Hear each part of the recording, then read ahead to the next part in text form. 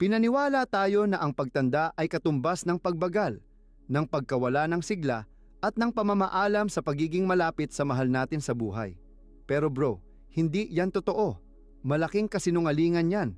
Matapos kong makatrabaho ang libu-libong senior citizens sa iba't ibang parte ng Pilipinas, may natuklasan akong sobrang nakakagulat. Kasi kahit maraming tao ang iniisip na ang solusyon ay puro gamot o hormonal therapy, ang totoo, 4 lang na prutas araw-araw, pwede nang magbigay buhay ulit sa enerhiya at pagiging malapit sa natural na paraan. Hindi lang masarap ang mga prutas na to, kundi may kapangyarihang paigtingin ang daloy ng dugo, itaas ang libido at ibalik yung connection na akala ng karamihan ay wala na. At oo, gumagana pa rin to kahit lampas 70 ka na. Mamaya, sasabihin ko mismo kung ano ang 4 na prutas na to at paano mo sila maisasama sa araw-araw mong routine para maramdaman mo ulit ang sigla, ang koneksyon sa katawan mo at ang kumpiyansang akala mo'y nawala na. Kaya bro, manatili ka sa video na to dahil baka ito na ang magbago ng pananaw mo sa buhay after 6 na po. Pero bago tayo tuluyang sumabak sa world ng mga prutas na to, siguraduhin mong nakasubscribe ka na sa channel at na-on mo na ang bell icon para di mo ma-miss ang mga powerful info na dedicated sa golden years mo. At kung helpful tong naririnig mo, i-type mo ang number 1 sa comments. Kung hindi naman, i-type mo ang 0. Binabasa ko lahat ng mensahe nyo dahil andito ako para sabayan ka sa journey na to at ibigay ang the best. Okay, eto na, ang 4 na prutas na makakatulong para i-restore ang blood circulation at buhayin ang intimacy after age 60. Hindi ito tungkol sa magic pills o miracle cures. Ito'y mga tahimik pero malalakas na warriors ng kalikasan. At ang una sa listahan, malamang nasa ref mo na ngayon. Number 1. Red grapes o pulang ubas, ang restorers ng blood flow. Sa loob ng maraming taon, akala ko gamot lang ang sagot para sa circulation ng mga seniors. Pero habang mas nakikinig ako sa kwento ng mga pasyente ko at pinagmamasdan yung mga tila di tumatanda, napansin ko may isang bagay na common sa kanila. Pulang ubas. Walang exotic na supplement. Walang mahal na therapy. Ubas lang. Natural, presko, simple. Pero grabe ang laman. Dahil ang mga ubas na to ay punong-puno ng resveratrol, isang natural antioxidant na direktang tumutulong sa blood vessels para mag-relax at lumawak. Resulta? Mas maraming oxygen-rich blood ang dumadaloy sa muscles, puso, utak, at syempre, sa mga intimate areas. Ang special sa pulang ubas ay ang ability nitong i-activate ang circulation sa mga parte ng katawan na unang tinatamaan ng pagtanda, ang lower body. Kaya kung napapansin mong malamig ang paa, humihina ang sensitivity sa moments ng intimacy, o parang mabilis kang mapagod, malamang poor circulation yan. At pag mababa ang daloy ng dugo, wala ring gana, energy o connection. Para sa mga lalaking seniors, game changer ang ubas. Araw-araw na pagkain ng red grapes, ipinapakita ng studies na nakakatulong ito sa strength at tagal ng erections dahil tumataas ang nitric oxide, isang importanteng compound para sa malusog at matibay na ereksyon. Unlike synthetic na gamot, ang red grapes, natural ang epekto, walang side effects.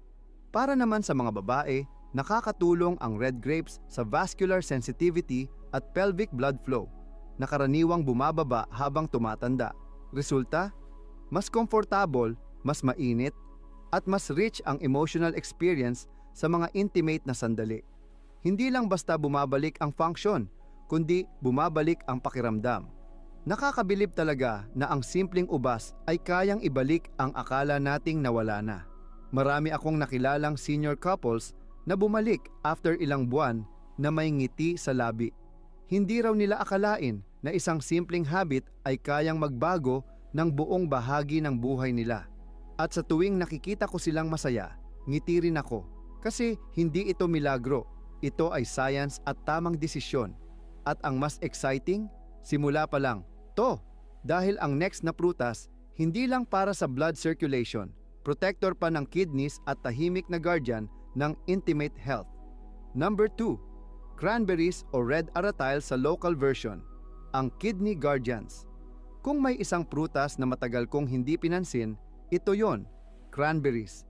Parang simpleng side dish lang sa Noche Buena. Maasim, mapula, at madaling makalimutan. Pero habang tinitingnan ko ang lifestyle ng mga masigla at connected na senior couples, lagi silang may cranberries sa kwento nila. At nung sineryoso ko na ang pag-aaral sa cranberry, nagbago ang pananaw ko. Isa pala ito sa pinakamalakas na prutas para sa kidneys at urinary system. Dalawang parte ng katawan na sobrang critical sa energy, pleasure at intimacy ng mga seniors. Kapag humihina ang kidneys, naiipon ang toxins, bumabagal ang blood flow at nagkakaroon ng inflammation, lalo na sa mga private parts na hindi madalas pag-usapan. Resulta, mababa ang sexual drive, nababawasan ang sensitivity at para sa mga lalaki, apektado mismo ang performance. Dito papasok ang cranberries. Mayaman sila sa anti-inflammatory compounds at urinary tract cleansers. Nililinis nila ang daluyan ng ihi, pinoprotektahan ang blood vessels, lalo na sa pelvic area. Resulta, masayang katawan, maayos na blood flow, at mas active na intimacy. Para sa mga lalaki, mas firm at consistent na erections. Para sa mga babae, mas kaunting discomfort, mas relaxed na intimacy, at mas mataas ang kumpiyansa. At ang pinaka-importante, pareho kayong ligtas sa chronic discomfort, kaya mas buo ang connection. Marami na akong naging pasyente na tahimik na naghihirap sa UTI, dryness o kawalan ng gana. Pero nung sinubukan nilang isama ang cranberry sa diet nila, nagulat sila sa simpleng solusyon pero big impact. Pwedeng dried cranberry sa salad o fresh juice sa umaga. Walang asukal ha. Perfect para sa kidneys, circulation, at peace of mind. Pero teka lang, paano kung sabihin ko sa'yo na may isang prutas pa na hindi lang pangloob, kundi kayang magpaalab ng apoy sa katawan mo? Prutas na nagpapalakas ng energy, tumutulong sa testosterone, at nagpapaalala sa katawan mo kung sino ka talaga? Number 3. Papaya, ang energizer fruit. May kakaiba talaga sa papaya, baka dahil sa kulay nitong parang araw, o sa lambot niya sa bibig. Pero higit pa sa sarap, may tagong lakas ang papaya, lalo na para sa mga seniors over 60. May naalala akong retired principal na dumating sa akin, pagod na. Hindi siya makatulog, kulang sa energy, at ang intimacy with his wife, nostalgic na lang. Kumakain siya ng healthy, naglalakad araw-araw, pero pagod pa rin. Inirekomenda ko lang, isang tasa ng papaya tuwing umaga, halo sa Greek yogurt. Ilang linggo lang, balik siya sa klinik. May ngiting pilyo at mapulang pisngi. May nagbago at hindi ito magic, smart nutrition lang. Ang papaya ay loaded sa vitamins A, C, E at enzymes, gaya ng papain na tumutulong sa digestion at sa pagkalma ng inflammation. Pero ang pinaka-importanting epekto nito ay sa testosterone production at blood flow. Mas flexible ang blood vessels. Mas maganda ang oxygen delivery. Resulta, mas firm na ereksyon at mas malakas na energy. At para sa kababaihan, ang papaya ay nakakatulong sa balanse ng estrogen, pelvic circulation, at stress management. Para mas komportable, mas mainit, at mas exciting ang bawat intimate moment. Ang pinaka-love ko sa papaya, accessible siya, walang mahal na gastos. Spoon lang, prutas lang, at konting yogurt, at boom, energy from within. Pinapabalik ng papaya ang kumpiyansa at koneksyon, dahan-dahan pero totoo. Wala nang mga pangakong malalaki, kundi mga resulta na natural at consistent. Kaya kung gusto mong maibalik ang spark, hindi lang sa katawan mo, kundi pati na rin sa relasyon nyo, ang papaya ay ang tahimik mong kakampi. Hindi ito nangakong magdadala ng fireworks, pero madalas nagbibigay ito ng mas mahalaga, sigla, init, at ang pagnanasa ulit na muling kumonekta. At kung iniisip mong yan na ang huli sa mga prutas, teka lang, dahil ang susunod na prutas ay kayang tumulong sa puso, hormonal balance, masarap na tulog, at mas malalim na pagmamahal. Number 4. Cherries, ang intimacy enhancer. May kakaibang aliw sa isang tasa ng cherries. Baka dahil sa kulay nitong makintab na pula o sa simpleng paraan ng pagkain nito na parang pinapabagal ang mundo. Pero higit sa lasa, ang epekto nito sa katawan ay kahanga-hanga. May isang couple akong nakausap noon, malapit ng mag-anim na po, higit 40 taon ng kasal. Mahal pa rin nila ang isa't isa, pero may kulang na. Si Mr. Pakiramdam niya'y disconnected sa katawan niya. Mabagal, frustrated, at palihim na nalulungkot sa pagkawala ng dating init. Si Mrs. Maunawain at mapagmahal, pero namimiss din ang intimacy nila. Nagdesisyon silang subukan ang natural na paraan. Ang suggestion ko? Cherries. Oo, cherries lang. Batay sa research, alam ko ang epekto nito sa circulation, inflammation, at sexual response. Hindi sila nag-expect ng milagro, pero sinubukan nila. After 2 months, bumalik sila sa klinik ko. Mas sweet, mas energetic, at parang bagong kasal. Bakit?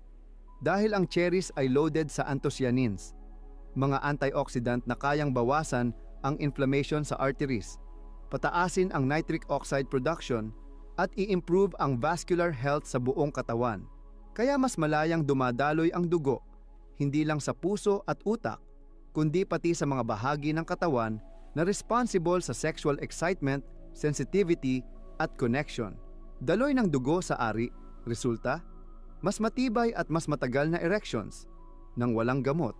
Para sa mga babae, mas maayos ang blood flow sa pelvic area. Kaya mas komportable, mas masarap, at emotionally fulfilling ang intimacy.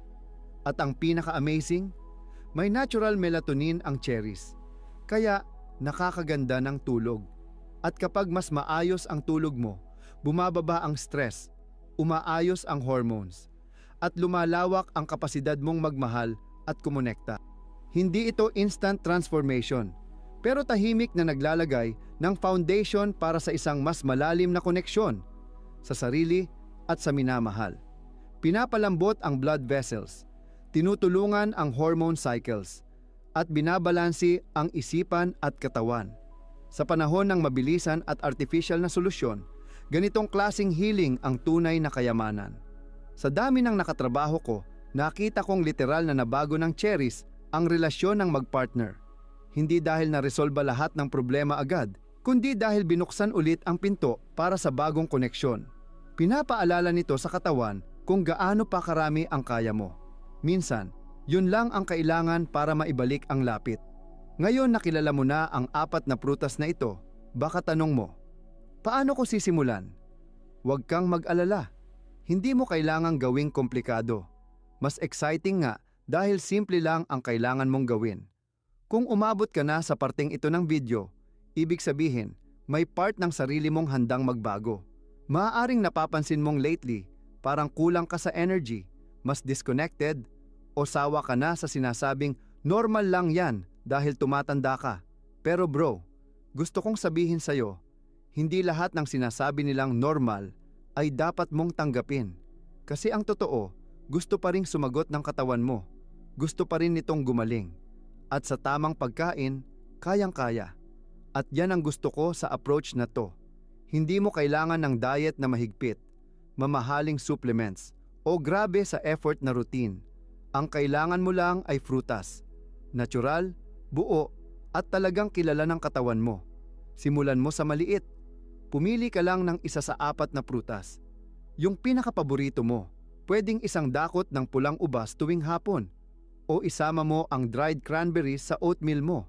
Pwede ring papaya sa almusal o cherries habang nagpapahinga sa gabi. Walang maling paraan. At walang pressure na gawin agad lahat. Ang mahalaga ay consistency. Araw-araw, bigyan mo ng signal ang katawan mo na pinipili mong mabuhay ng mas buo, mas konektado.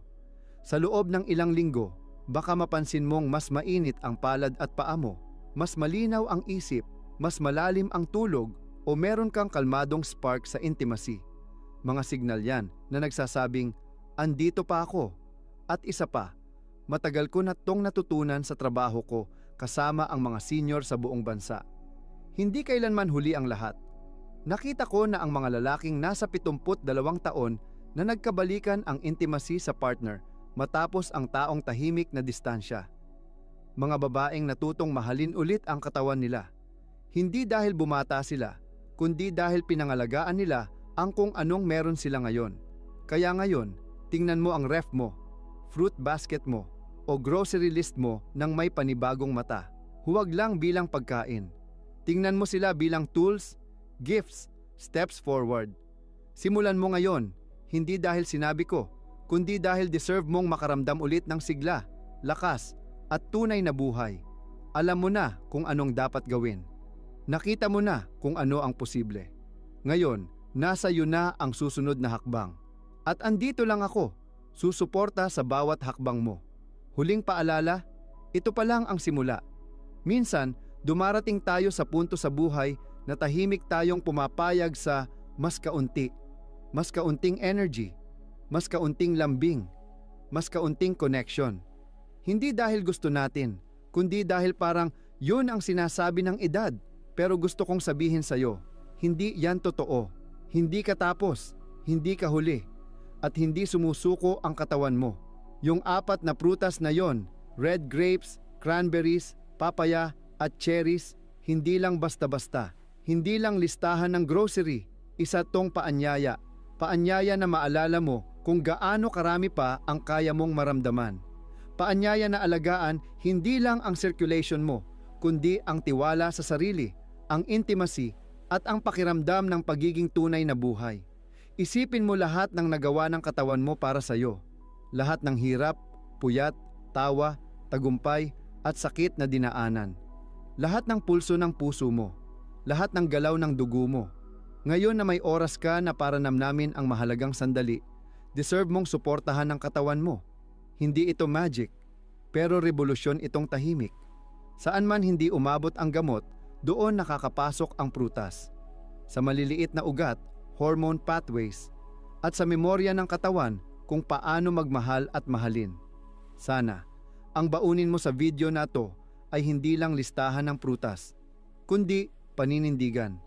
Paniniwala na hindi pa huli ang lahat, na pwede ka pa ulit tumawa, kumapit sa kamay ng mahal mo, at maramdaman yung init na akala mong nawala. Pero andyan pa pala, ang edad.